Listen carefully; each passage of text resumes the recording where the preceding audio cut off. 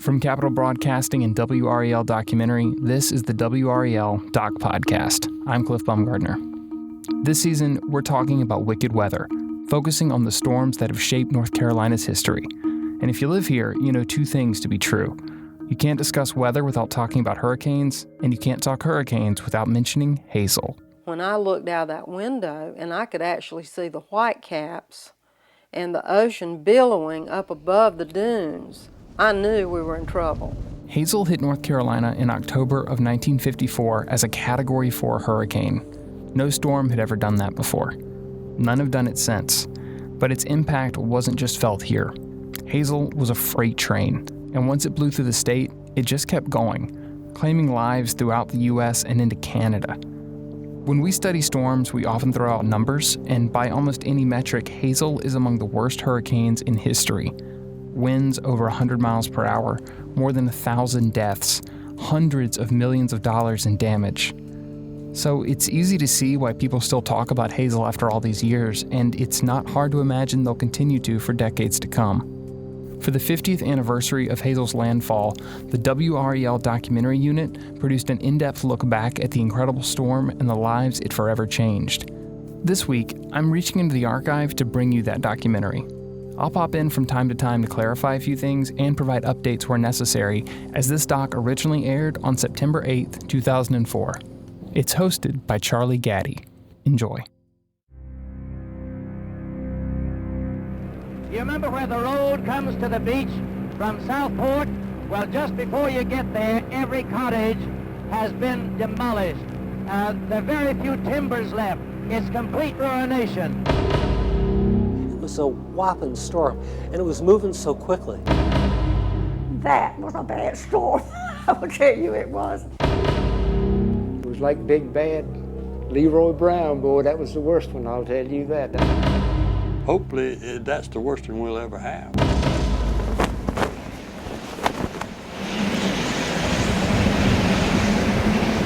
When Hurricane Hazel hit North Carolina on October 15, 1954, I was a corporal in the Army, assigned to field artillery and stationed at Fort Benning, Georgia. I didn't experience Hazel firsthand, but I remember reading about it in letters from home. And I'll never forget seeing the pictures later on. Like most North Carolinians, I could not believe the devastation.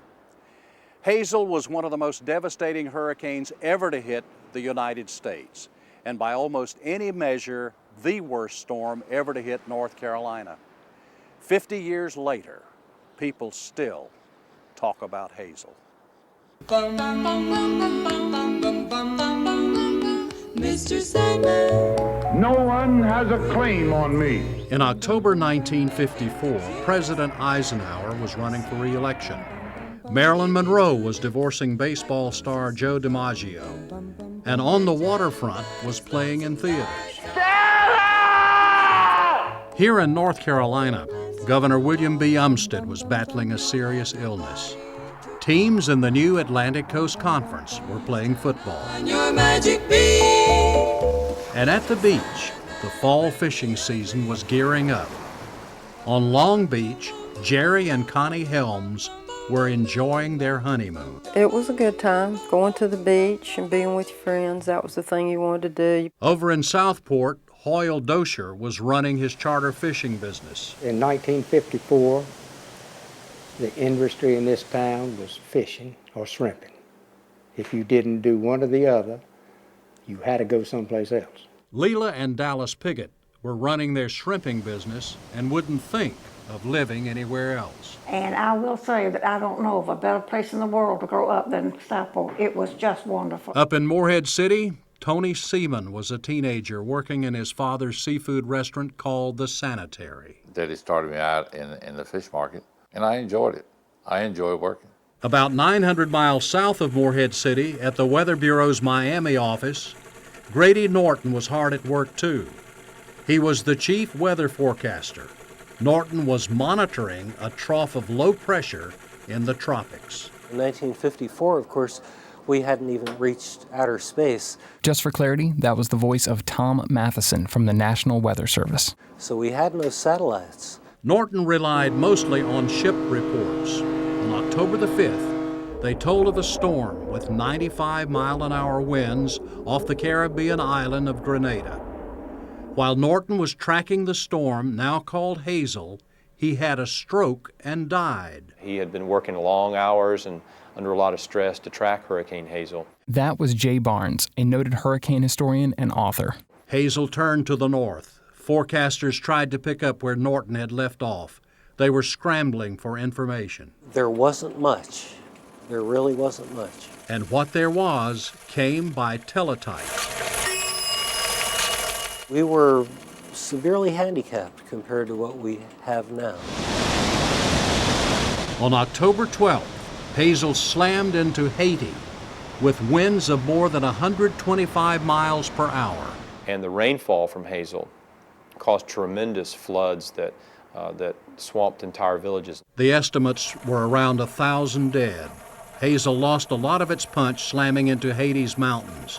It weakened to a tropical storm, but it was heading toward the Bahamas. Even for October, the water stays very warm there, and the conditions were just right for Hazel to blossom back up to become a major hurricane.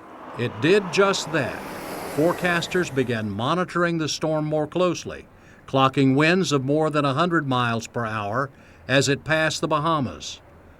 Hoyle Dozier started to see the big swells in the ocean while out on his fishing trips.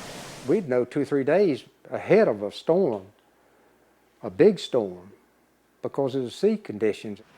But most people knew little or nothing about Hazel's approach. Largely, the people in North Carolina were not prepared for Hazel. Few had TVs, and the information in TV and radio reports was too old to rely on. And the latest report, the hurricane moving north. Sometime your forecast was maybe 10 or 15 hours or a day behind.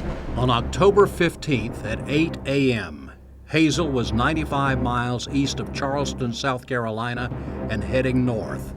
It was a Category 4 hurricane with 140-mile-per-hour winds. It was moving fast, and it was approaching on a high lunar tide. All the ingredients were there for a perfect strike in the area.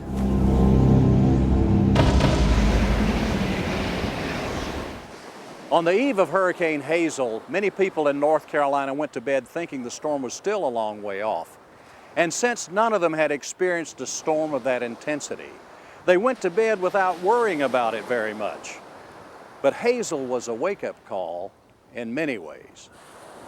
I mean, I could see the ocean and see the whitecaps on the ocean from this far away. On October 14th, Connie and Jerry Helms were honeymooning at her parents' cottage on Long Beach. They had heard a radio report about a hurricane near the Bahamas, but paid little attention to it. That night, rain canceled their plans to go to a drive-in movie. The outer bands of the storm was already on us. We just didn't know that. Connie and Jerry went to bed. The sound of objects blowing around on the porch woke them up early in the morning. Connie started packing. When I looked out that window and I could actually see the whitecaps and the ocean billowing up above the dunes, I knew we were in trouble. Jerry went out for a closer look. And the wind was blowing, the water was coming over the dunes and started across the road, and I went back and I told her, just forget the packing, let's get in the car and go. So you were living on the second floor of this house. That's right. Wife and 2 little children. That's right. Over in Southport, Hoyle Dozier took his family to the nearby Kate Stewart house. It was on the waterfront, just like his. But it'd been there 150 years, and we figured it'd stay a little bit longer. Then Dozier and his crew took his fishing boats 2 miles up a creek to protect them from the storm. While he was securing the boats, Dozier noticed marsh hens fleeing into the woods to escape the rising water. That's when I told the men on the boats that I just had to go. I got to go look after my family. Hoyle headed down the street toward the waterfront, wading through thigh-high water and ducking behind oak trees to avoid flying debris. When I went down that street and the Wells Shrimp House was going to pieces, that tin was coming up that street, and there'd be, some of it be banging down the street, some of it 10 feet in the air. Hoyle got back to the Kate Stewart house and found it flooded. There was clothes floating around. I never will forget. There was a dresser floating around with clothes all over the place in it. And I checked the house out and knew they had left. There was no one there. There was no one there when I went in that house. Leila Piggott's husband had ignored her warnings about the storm. While he slept, she watched the storm through a window. Suddenly, she noticed a shrimp boat heading straight for her house. Well, about the time I was standing there in shock, all of a sudden my husband came in and he grabbed my arm and he pulled me so hard I fell on the floor. And he dragged me into the dining room. He said, "You're going to get killed. That boat's coming in the windows." I said, "I know it. I was watching it." Up in Morehead City, Tony Seaman's father closed his restaurant early. We went back out to the house and stayed to the house until the storm came, and it rained like you know what. At Long Beach, the water was already too high for the Helms to get off the island in their car, so they headed for the nearest two-story house. And by the time we got there, the water was waist deep or chest deep and getting stronger and stronger and stronger. And the wind was picking up pretty good too. The Helms broke into the house and watched the destruction outside. All the houses along the ocean front were being torn apart because the water was rushing right through them. We actually thought that we were going to be rammed by floating houses. All we could do was watch and wait for the impact. But there was no more time to wait. We could feel the house was shifting, and we were afraid that the floor was going to give away any minute, and it was time for us to get out of there because nothing else anywhere, as far as we could see, was still standing except the house we were in. They tied themselves together with a blanket and grabbed a mattress to use as a raft. Water was coming in the second story window, and the breakers were breaking over the top of the house. And I said, we're level with the water, and it's coming in, and when the house starts to fall over, we're going out this window, you get on the mattress and hold on that blanket. And when we got on the mattress, and all of a sudden it seemed like, shoo, we were just gone.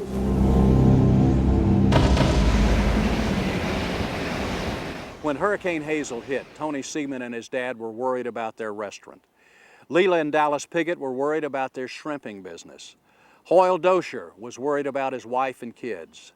And Connie and Jerry Helms were worried about each other. After all, they were riding a storm surge that was 2 stories high on a mattress. We put the mattress out of the second story window on the water. On the water, that's right. The Helms mattress snagged the top of an oak tree along the back side of the island. The only thing we could do at that point was keep our heads down and stay as low and as close to the mattress as possible because there were things just flying all through the air. We got pounded by 2x4s and shingles and anything that could be picked up by the wind and dropped, we got pounded by it. It was like a tide in here. The water was so strong. In Morehead City, Tony Seaman Sr. decided to take his son and go check on the restaurant. They drove through a couple of flooded creeks on the way. And one of them we had to open the door to let water get in the car so it wouldn't wash us off on the other side. It was that strong. The rising water stopped them a block short of the restaurant. Tony waded through waist-deep water and stepped behind a building to shield himself from the wind. Every time I stuck my head around the corner of this building, it would blow me down, so I submerged like a turtle and got on across and got up to the building and took the key, opened the door, and looked in and could see things floating around in there. Back on Long Beach, the wind had died and the rain had stopped. I saw the sky and I saw the sun peek through. And in my mind, I was looking at the sun for the last time. The water began to recede. The island started coming up out of the ocean, just rising up. Connie and Jerry climbed down the tree and made their way back towards the beach. It was overwhelming to see what had happened there. There was nothing. All the structures were gone. It was barren. Meanwhile, Connie's parents had driven down to Long Beach to check on her. The National Guard stopped them at the bridge. And she said, well, you'll have to shoot me. My baby's on this beach, and I'm going to look for him. When we got close to him and her mother recognized us, She just fainted right there on the beach. Hoyle Dosher found his family safe and sound at a house on higher ground. Boy, you're talking about a relief to find them. That shrimp boat hit Leela and Dallas Piggott's house. It survived, and so did they. But the same can't be said of their shrimp business. Our shrimp house, well, we lost it. It was gone. Even the dock, there wasn't any dock left. It did tremendous damage to all the boats, docks, structures, houses. We did have to do a lot of rebuilding in this town, I'll tell you that. All 20 of Southport's shrimp houses and fuel docks were destroyed. In Morehead City, the holes the Siemens had cut in the restaurant floor to keep it from floating off its pilings were letting water drain back out. They connected to a nearby generator and cleaned up the mess. The sanitary was the only restaurant in the area open for business the next day. We fed all kinds of people. Everybody had their shoulder to the wheel doing the same thing. Then we're coming near the bridge, and here there's real devastation. WPTF Radio's Carl Gertsch delivered one of the first reports of Hazel's aftermath from a DC-3. Ladies and gentlemen, I thought we'd seen some of the bad effects of the hurricane. There were hundreds of houses here. Long Beach is completely flattened out. We can see signs of the houses 100 yards back from the beach, where they were washed over there, and where they've assumed crazy tilting positions now.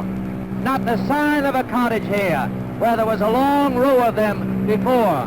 The highway is completely ruined. Hazel's strongest winds, those in the upper right quadrant, hit the Brunswick County barrier islands broadside. And at 25 miles per hour, Hazel's forward speed was unusually fast when it hit. If it's rolling fast, you're going to get a much higher storm surge because you can push up a bigger wall of water in front of it. That was the voice of Stan Riggs. He is a coastal geologist. With that wall riding atop the high lunar tide, the storm surge rose to 18 feet. Really the highest storm tides ever recorded in North Carolina. Just in case you forgot, that is once again the voice of Jay Barnes, a hurricane historian.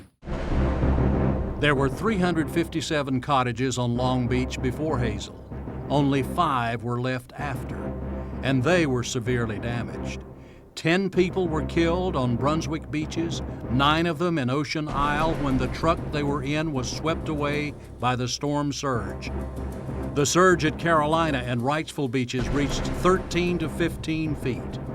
At Carolina, 362 buildings were destroyed and 288 suffered major damage. Scores and scores of boats that have been washed up on the highway. At Wrightsville, 89 buildings were destroyed and 155 were severely damaged. From Topsail Island to Morehead City, the storm surge reached 8 to 12 feet.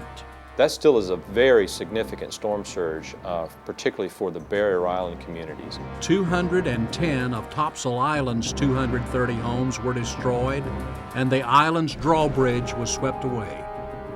There was extensive damage on up the coast to Sneed's Ferry, Swansboro, and the beach communities along Onslow Bay.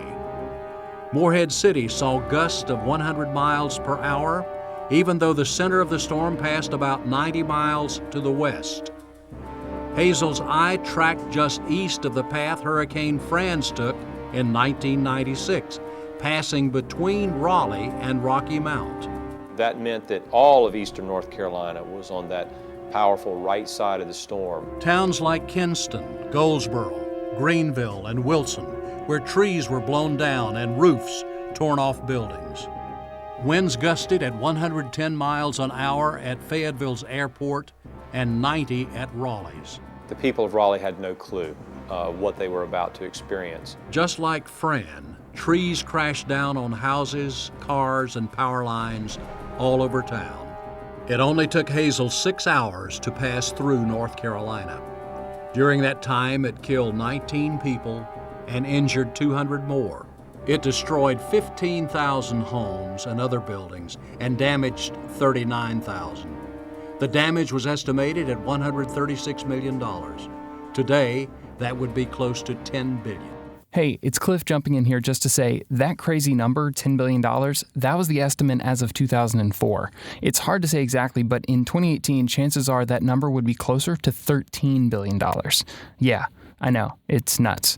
Okay, back to the doc. But Hazel still had more to do.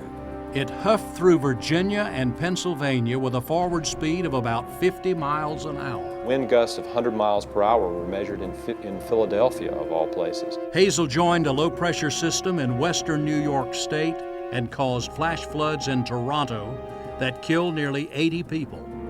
It finally dissipated near Scandinavia. When it was finished, Hazel had killed more than 600 people. Hazel was a long-lived hurricane that left a trail of destruction from start to finish. It left a question, too. Will there be another one? Scientists say hurricanes are part of a natural cycle that helps stabilize global temperatures. So yeah, we could certainly be hit again, and we will. Once again, Tom Matheson, National Weather Service. The question is when.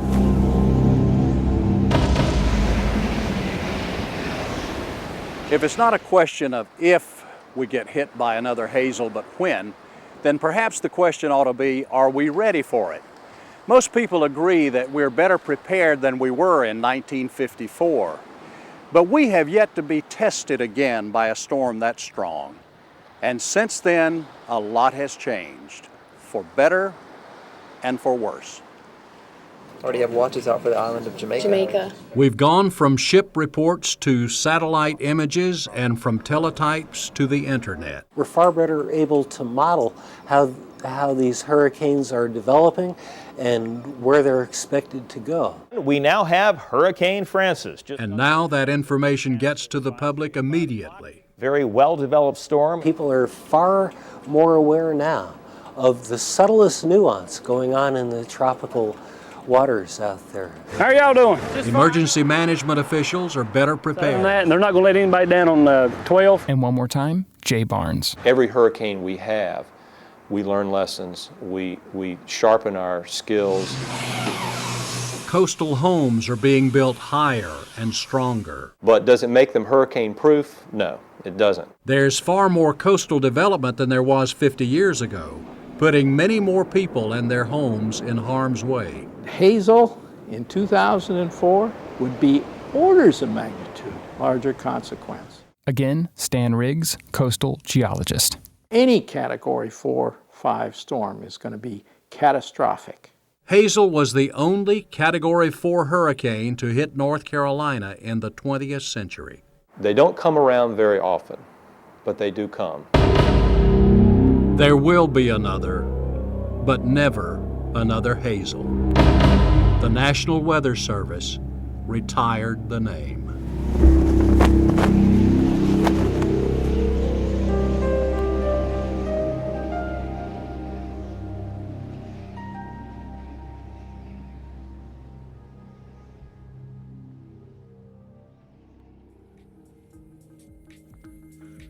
The WRAL Doc podcast is a production of WRAL Documentary, part of the Capital Broadcasting Podcast Network. We're produced by Shelley Leslie and yours truly, Cliff Baumgartner. Our music is by Lee Roservier and Breakmaster Cylinder. This week's episode featured the original documentary Focal Point, Hurricane Hazel, produced by Clay Johnson and Jay Jennings.